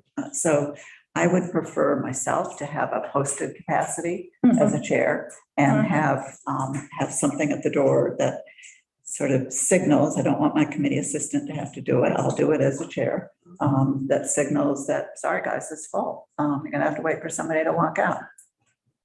And then that person that can't come in could go to the cafeteria. Everything is live streamed, so they Yeah. can go sit out on the steps, they can go wherever they want and look at it. But it's just, we will make ourselves nuts if we try to figure out every possible hypothetical. Joe? We're talking about kiosks, Mhm. but I don't think we need to go down that road. Which, So Madam Chair, you had a bit of a statement the other day concerning press coverage, and currently there's nobody in the room. They may be watching the live stream, they may not be. To see if they have- But I think for us as a body, we might need to do a little bit of a press release or something along the lines of work with us. We're trying to get ourselves through this for one session and see where we go. And I think that's going to be an important part of the messaging that we need to do to the public and to the press and to everybody else that wants to come in the building. I know the folks over in Dave's shop with the tours and stuff, they're probably going to bump up against the same thing, maybe with school groups coming in, and when they're told maybe 1 in the morning, 1 in the afternoon, I think we decided on that, or we left it up to your folks to do that. That's going to be part of this process, is we're going to have to work our way through it. If the legislature wants to convene in person, we're going to need your help. yeah, we're all in this together. Yep. We're gonna need, and that may be part of our report, to really say that we're gonna need flexibility on all ends, but we're also gonna need everyone to work together to iron out the bumps, because there will be bumps. John and then Janet. It seems like we've been dancing around this kiosk question since we started meeting.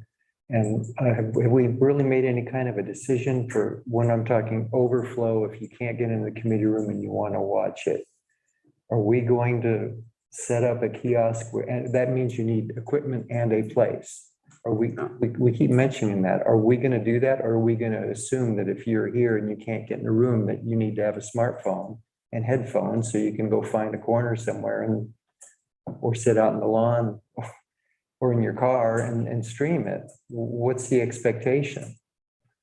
There's kind of this elitist thing, though. That means the assumption is if you're a citizen, if you want to participate, you've got to have one of these devices. But we haven't identified a space or the equipment or the whole technical aspect of having a kiosk for everyone who might want to sit in.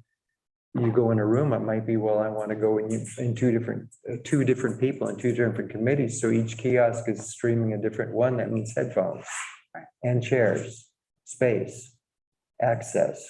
So have we made a decision, or where are we with that? I think we're leaning to not having kiosks, Yeah, and that we assume that everyone will have some form of an electronic device that would have access to the live stream. so can we call that a decision and stop mentioning kiosks? Fine with me, Butch, and So then Matt. with that, if somebody does not have a device, What do you do? well, IT has a lot of these older devices available. Could we work something out where we could loan a device to somebody that didn't have, everybody's got a device, but We think that everybody has a device, but Matt? We're in the same space because I've just been Skyping with some of our IT guys, and there are a number of those still back there. Without speaking for Kevin's team, I think it is a reasonable lift to have a lending library, but we need to understand that some of those may leave and never come back. That's a risk. We would have to figure out how we're going to do the check-in, check-out thing. Earbuds, I think, Shadi, may have 1,000 pairs of them back there because of some forecasting that we were doing. The other thing we have figured is that room capacity management may take a the low-tech solution may be the easiest thing. We have door hangers that we use to show that the room is evacuated when we do an evacuation. Every building and state government is using right now. We're figuring the flip side of that can be a little QR code, the square barcode thing, and it'll have a link. You'll have a QR code. You can, it'll have hey, we're full. Scan this code, bam, takes you right to the user screen. No, I think you need It's- something it's- more. You need the number. We have a really low-tech solution to that. You made it. Butt in seat. If there's a chair available when you open the door, you're welcome. If not, You the need, chair says, I'm sorry, we're full. you need a placard You're out gonna there. to leave it up to chairs. In my committee, I'm gonna feel much more comfortable if there's a number showing on the Yeah, door you and need I a don't have to placard. tell anybody anything. But different committee chairs may feel differently. No, I think you need a number on More a control of placard your room. at the door. Seating capacity is 20. I absolutely think we're ready for that. We have those, we're ready to get those. That's, And then- and it can't be low tech if we're depending, I mean, if we have to make it tech enough that it will work for what we're trying to do. That's all. The beauty of the lending is that people will have access. The problem is it requires more employees to monitor what's coming and going, cleaning those things to make people comfortable. And I think we're overcomplicating the whole Yeah. process. I think we're overcomplicating it all. And I'm also, if I could say, Kevin and his team did an extraordinary job getting us live under circumstances when nobody had made any plan at all. And I have pretty good confidence that they'll figure out a system. If we've got people knocking down the doors and they're angry because they can't get in to my committee room, we'll do a workaround on it. But I don't know that we can plan every bit of it right now. So let's see where we are. Poor Ellen, I hope is keeping track of this. We need to stay out of the weeds. Yeah. So I'm going to go back to 109.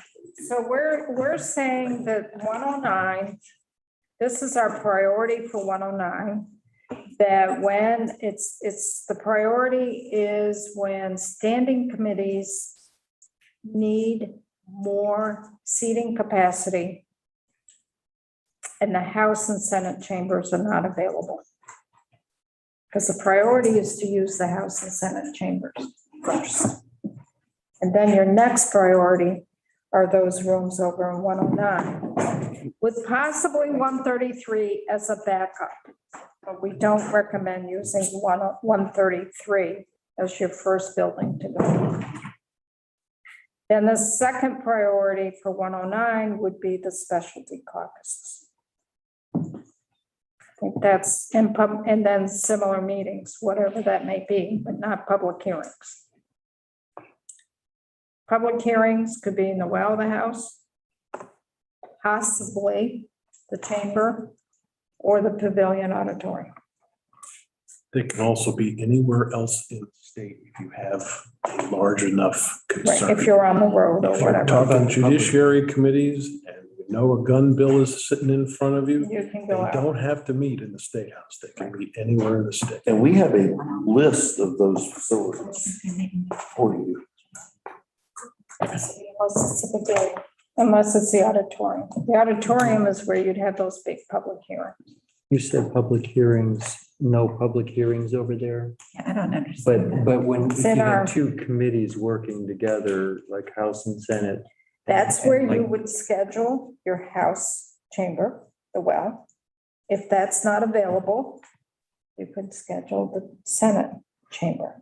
Yeah, and if it's just easier to put it in 109, you're saying that's not going to be okay. Why is it easier than going to the well or the Because of Senate? scheduling. Right, that's what I'm saying. Your first priority would be the well, Senate chamber. If those two are full, I'm not being clear. I thought you said no public hearings in 109. A joint meeting isn't a public hearing. Well, I mean, I kind of think of it as a public hearing I'm because, thinking of those big hearings got it. you have. okay. All right, got it. So Same thing. I've done public hearings that nobody's come to, Right. just because I had a requirement to do a hearing and I do the hearing and two people show up. Those are public hearings. I don't see any reason why we shouldn't make 109 available for those. I don't understand the reason to say no public hearings there. A public hearing is when the public is invited to come and they sign up and testify and you don't invite witnesses. And I don't see why 109 shouldn't be open for that if it makes scheduling sense. Man, I apologize if I intimated that that would not be an appropriate use for that. I think that's perfect. But I was You're getting talking about the great big ones. was we didn't want to have to manage those as viewing rooms when we're doing the big hearing over here. That's the complexity for me.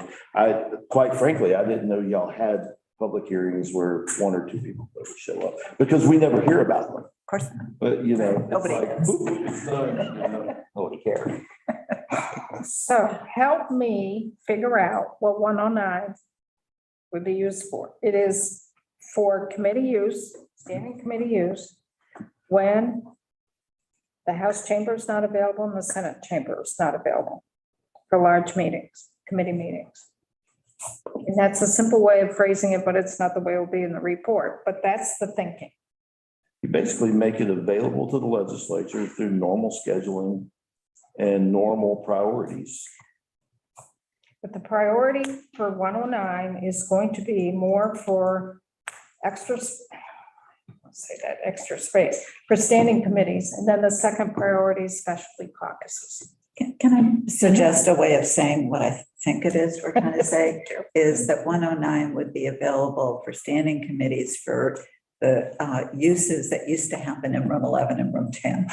So it's the stuff we used to do in these rooms that now we're going to lose. Because it varies. It might be a joint meeting, it might be a public hearing that nobody comes to. I mean, our priority list, and I've missed them, it's in scheduling any space in the State House, legislative body, standing committee, party caucus, specialty caucus, staff, public. I mean, that's every square foot of space in the State House that the sergeant at arms schedules. And again, So I think we need, and I don't know, Ellen, I'm going to look at you. Do we have anywhere in our report where it states that if committees need extra space for committee meetings or for public hearings, that they look to that well of the House and Senate chambers? So I think that's our intent.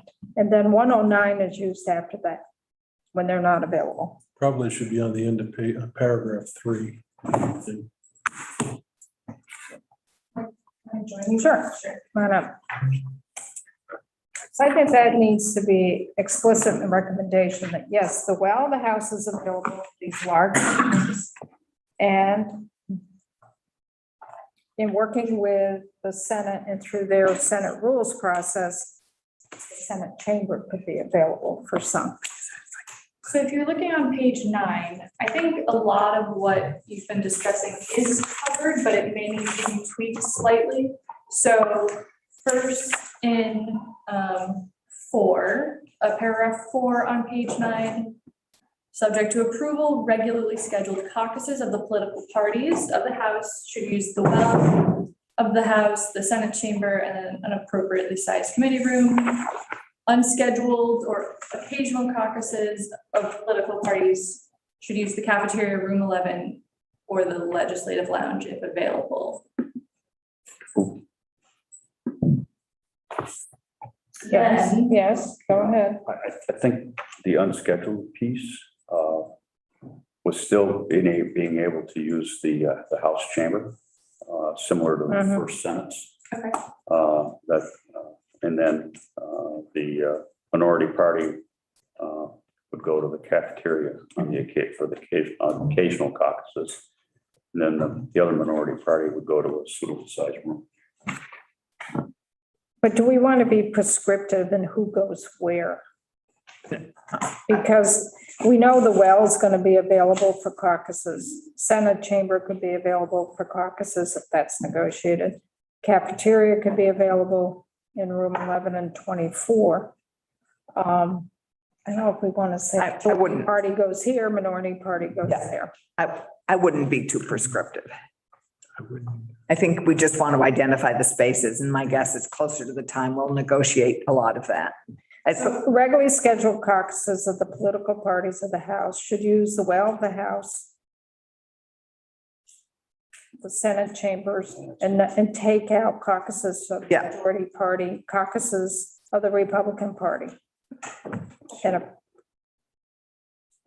And take out, and keep in an appropriately sized committee rooms, and take out progressive party. I mean, you don't want to label the parties. So I think that creates a problem because our regularly scheduled caucuses are Tuesdays, typically after the 4th. Yeah, but that can be adjusted for the Senate, Something because the Senate will be in session. but that can be, That's part of the negotiation. that's part of the negotiation. I think that's part of the negotiation. Because on Tuesdays, we have our caucuses too. I mean, the Senate, Joe can speak to the Senate because they often meet at different times, but we meet at 12:15 on Tuesdays here in room 10 usually. That's fine. So I think we're just going to have I to, don't want to bump into you and then have a scheduling problem. But that's where they negotiate. That's where the Senate and the House are gonna have to negotiate. So our caucuses may end up being at 1 o'clock, yeah. back at 1. I think it's just important that we identify the spaces that are our aspirations for this, that the spaces will be well used for all those purposes. So then the unscheduled or occasional caucuses of the political parties should use the well of the House. I don't know about the Senate chamber. Again, that's got to be negotiated. The cafeteria, room 11 or room 24. So you might just add that, Alice. You might just say, subject to negotiation, unscheduled caucuses there could be unscheduled of all these things. I mean, so unscheduled caucuses, subject to negotiation, could meet in the chambers and or these other things.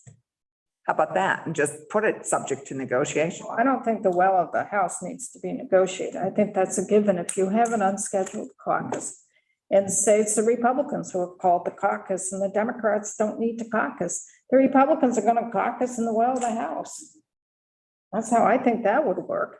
Or if the Democrats ask for a caucus and not the Republicans, they're going to caucus in the well of the House. If it's really, both caucuses are going to caucus, the Democrats will probably caucus in the well, the Progs will probably go to one of those committee rooms that have been vacated, and the Republicans will go to the cafeteria, or they might go to the lounge, or they might go to room 11. That was our thinking. John? I'm just wondering if we have to be so prescriptive about the use of 109. If we need to caucus and the Republicans want to use Sit in there. 109, is that a problem? If it's one of those caucuses that are meeting, that's popping up, they should be in the building. And also those rooms up there are not going to hold the numbers. They would hold the Republican caucus. No, they won't. No, they won't. They won't. This room will not hold a Republican caucus.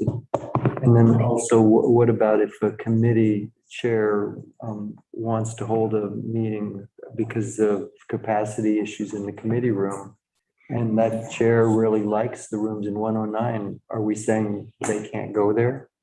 Yes, it's a standing committee. We made that decision that they meet in the House.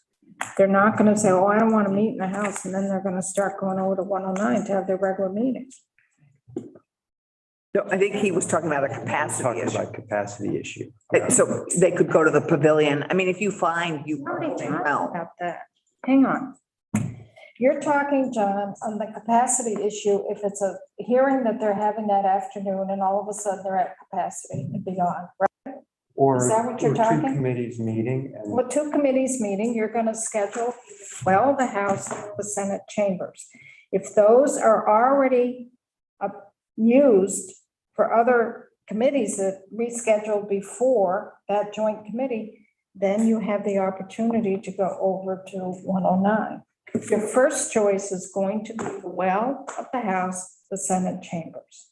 If you're gonna have a joint House and Senate committee, you're gonna schedule that at least a week and a half to 2 weeks in advance. It's usually what happens. The chairs start talking and trying to figure out. Then you see what room is available. That's usually the process that you go through. You don't, in the morning, say, oh, we're gonna have a joint committee meeting of House and Senate this afternoon. It doesn't work that way. I mean, I think one of the problems with that advanced scheduling is you don't know when the chamber is going to be needed. So I think a lot of chairs are going to default to the safe thing is to use 109 because they don't have to worry about getting bumped. Because that's likely to happen if you schedule the House and the well of the House a week ahead. You're quite likely to discover that you actually don't have it. But that wasn't going to be my point. My point actually was that I think the report needs to say that it already does, that legislative committees are going to, the default is that they're going to meet in the State House. We have this extraordinary circumstance exception for 109.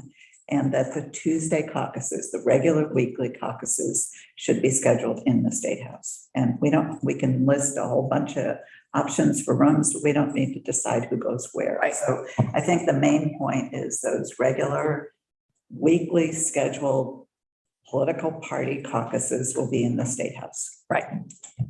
And we're silent in terms of the use of the well or Senate chambers or anything. Just leave it Personally, there. I would leave them more flexible. I worry a bit about saying that that's the priority. On the other hand, even if we say it, I think it's not going to end up working that way because people are going to schedule where they feel confident they can actually have a meeting. And different chairs are going to do it different ways. Yeah, and leadership's gonna, so I think some of that will evolve. So are you saying that we should eliminate saying that the well of the House and the Senate chambers could be used for those caucuses? No, I think we should list those for the regular Okay. standing Yeah, Tuesday Tuesday caucus. caucus. I think those should have a designated place and I think they should be in the building. Okay. But the designation can depend on these negotiations. You know, where they end up. So this only addresses the House. I mean, I would then also say include the Senate, the regular, because it doesn't say that at the moment. So I would just say the regularly scheduled caucuses of the political parties of the House and the Senate should be in the State House and as much as possible use the chambers. The chambers. And for unscheduled caucuses, that we would hope that they would be able to also use both the chamber, take advantage of the chambers, the cafeteria, room 11 and that those should also, the political party caucuses should be in the building. Yes. Yeah. So did you get that, Ellen? Did you follow that? Ellen is on top. Good luck. I think that I'm pretty close to understanding, so it would, and I don't have a laptop in front of me, but subject to approval by the relevant rules committees, regularly scheduled caucuses of the political parties of the House and Senate should meet in the State House. Yes. They should use the well of the House, the Senate chamber, and an appropriately sized committee room. Great.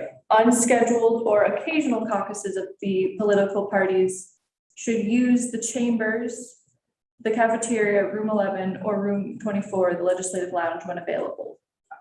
That's Perfect. Sounds That's fine. consistent. That sounds, I think that's great. We've listed them in priority, but we haven't said you have to do chambers. So we just decided for house appropriations as well. no, we haven't. No. For clarity's sake, the first line, subject to approval by the relevant rules committees. I really think that phrase belongs lower in the paragraph. First thing you want to say is the regularly scheduled caucuses of the political parties of the House and Senate shall meet in the State House, subject to approval by the relevant rules committees. Then list the You're areas such a good available. lawyer. Well, You're that's such a good debatable, but I just, Okay, now, let's see if we can wrangle through what we're saying with 109 Right. and number 5. There's two numbers. I know, I apologize for that. There is a typo there, but so the first number 5 does mention joint committees and non-standing committees could use the well of the House or the Senate chambers. And then the second 105 discusses specialty issue caucuses, public hearings, or similar meetings should use the space within 109 State Street if available, or elsewhere within the State House if available. Great. So in the first 5, the subject to the approval of the rules committees is in there twice, once at the beginning, once at the end. Or I forget about it. Okay, should we add the cafeteria in there? If it's available. Sure. I think, yeah.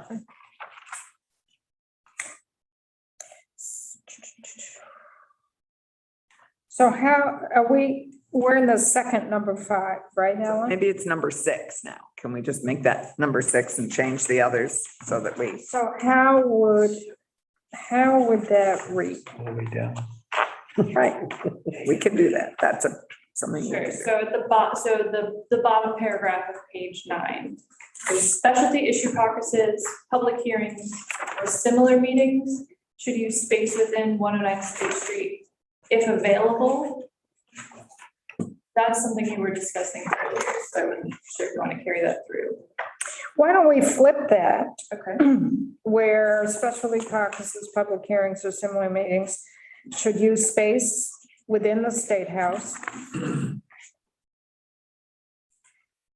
if available, or space within 109 State Street.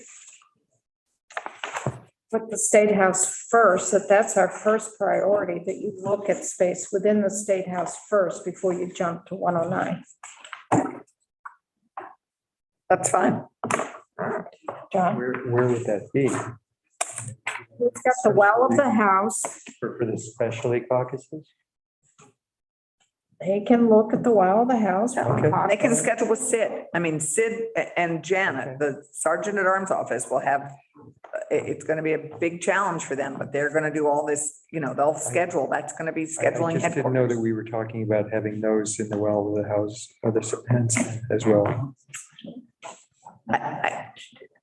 I think that would be fine. I think if one of the caucuses works out with the rules committees, an ability to meet there, twice a month on a Thursday at 12:15, that, Okay, what if we had public hearings or similar meetings, should use space within the State House for meetings,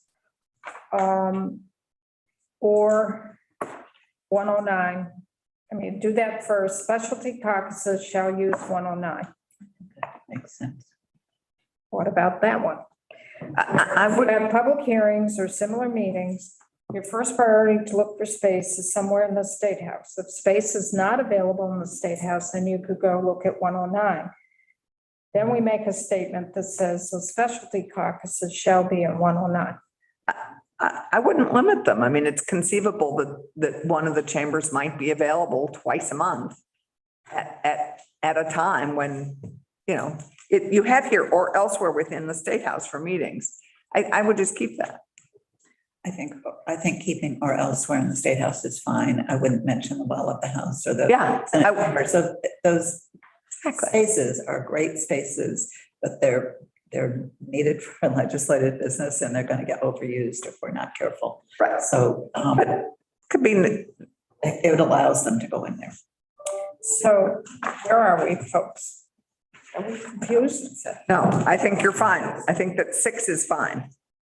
So are we saying that specialty issue caucuses, public hearings or similar meetings should use space within 109 or elsewhere within the State House? I think you should have 2 sentences, and specially issue caucuses should be dealt with separately, even if it's the same language. They're not at the same status as a legislative committee We want. As a public hearing. Our and a legis- public. we want the priority of the State House and any overflow of 109 to be for our legislative committees.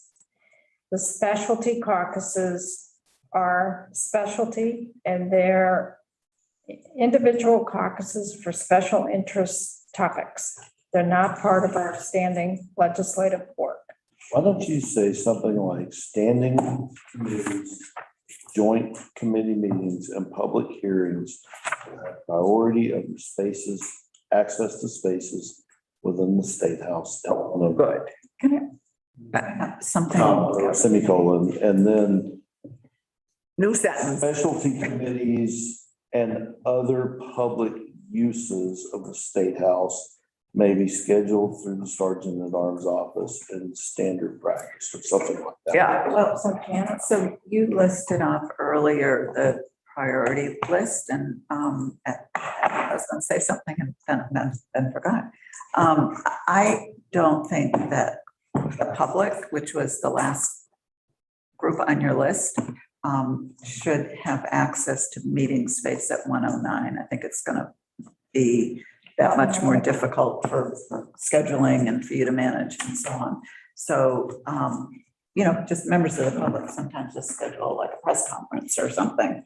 And I think 109 should be for legislative business and specialty caucuses, and leave it at that.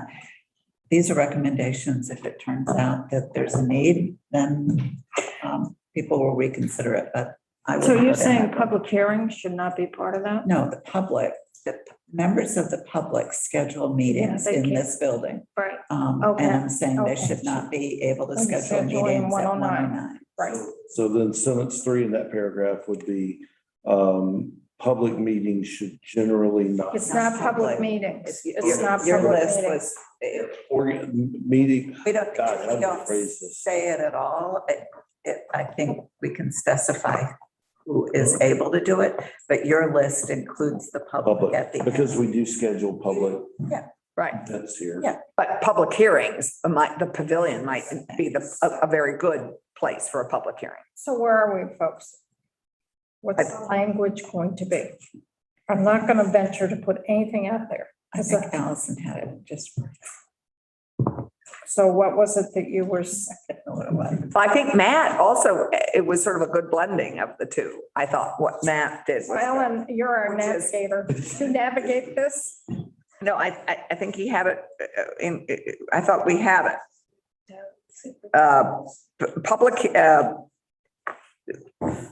you had it well. I didn't write mine down. Committees, joint committee meetings and public hearings shall have priority over legislative spaces, period. In the State House. And 109 everywhere, period. Okay, great. Full stop. Second sentence would be specialty caucuses and other meetings in 109. It should be steered towards 109 or Shall be. scheduled, subject to availability in 109. Yeah, because the pavilion, the auditorium might well be a great space for public hearings and or caucus. And Matt is on to something. Specialty issue caucuses should use available space within 109 State Street, or if available, space within the State House. Keeping that two-step process would steer them in the direction of 109. So I'm wondering if there'd be like 3 of them committee members who'd be willing to sit down with Ellen and kind of wordsmith, I think Helen probably has that. or do you have it I'm thinking lunch, people are getting worn out. I've been wanting to take a break here for lunch. We're spinning our wheels. Do you have the gist of this, Ellen, or do you need more help from us? And if you need more help, I'm thinking just a few people to help you, not the whole committee. She might not consider that. I mean, I think you're close, because I don't think that what you're discussing is very different than what's on the page. I agree. So I think we're close. I didn't get all of the words that Chief Romeo just said, so I'm not sure I have it exactly, but I think you're leaning closely to what is already there with some modification. So why don't you and the chief work on the language a little bit? What he said, okay? That's what you get. You're not having lunch. But no, I don't Are know. people comfortable with that, or do you want? Yes, I think that's great. Okay, Janet? I don't know if this is a good time to bring this up or not. I have two things I want the committee to think about that I hope will get reflected in the report at some point. One is a statement about this being extraordinary times and how we're going to depend on people's flexibility and willingness to accommodate and ability to adapt as we go along. And I think that statement needs to be upfront. And then the other thing I'd like us to talk about a little bit, and maybe this isn't the first statement, but really a change in the culture around coming to work when you're sick. And the change I would love to see is that people don't come, that they stay home. But I think that would be an appropriate thing for this committee to talk about and underscore.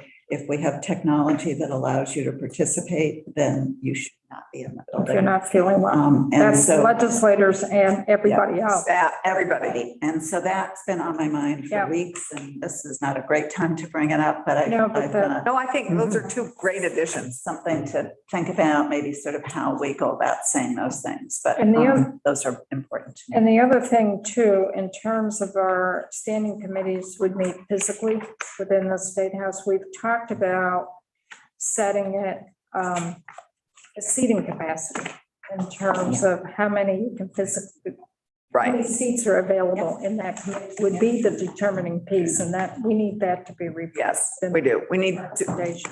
I agree. I think we need to reflect and say, considering the ASHRAE standards, whatever. We're not talking about ASHRAE. We made the decision it would be seating capacity Right. for each committee room based on how many seats in that committee room. Right. And that we would also like to have that seating capacity reflected by a placard indicating the number of seats available in that particular committee room, and it's hung at each committee door, so people know. And something that counts people as they come in. So That's a many people are counter. in there. It's a people counter. The other thing that some of us spoke about this morning was, this is all Ellen, so that you can start putting this into part of our recommendations while we take our lunch break. There's been conversations, who should really say, look, we're at seating capacity. Here's your number on the door. This is our capacity. It's been very clear that our committee assistants should not be involved in that. So some of us were talking this morning, maybe it's the leadership of the committee, it's your chair, vice chair, and ranking member. And clerk, good use for clerks. So clerks quite often are freshmen. I don't know if we want to put brand new members into that position for that.